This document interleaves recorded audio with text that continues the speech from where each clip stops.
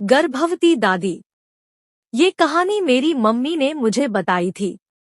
बचपन में मेरी माँ जॉइंट फैमिली के साथ अहमदनगर जिले के वडनेर नाम के एक छोटे से गांव में रहती थी।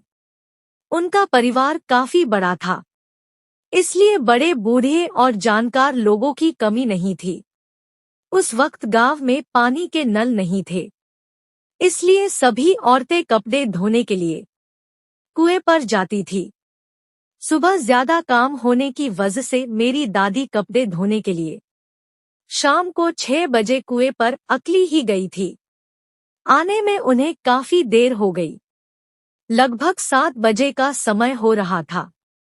जब वह लौटी तब पूरा परिवार आश्चर्यचकित हो गया, क्योंकि दादी गई तो थी ठीक ठाक, पर जब लौटी तब वह 9 महीने की गर्भवती थी और आते ही खाने के लिए काजू, बादाम, पिस्ता, दूध, घी मांगने लगी। मेरी परदादी एक जानकार और धीरज वाली स्त्री थी। उन्होंने मेरी माँ को हनुमान मंदिर वाले पंडित जी को बुलाने भेजा था, और जब तक पंडित आते तब तक घरवालों ने दादी माँ को खाने की वह सब चीजें दी जो उन्होंने मांगी थी।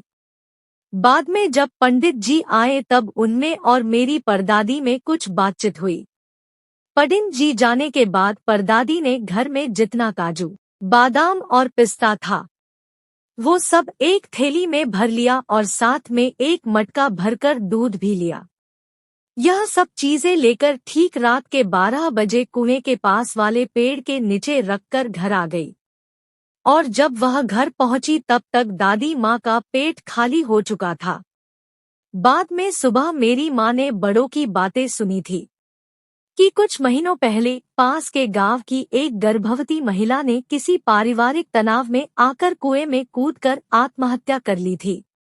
उसी गर्भवती महिला की आत्मा वहां भटक रही है और शायद उसे कुछ अच्छा खाने की इच्छा अधूरी रह गई होगी, जो उसने दादी के जरिए पूरी कर ली।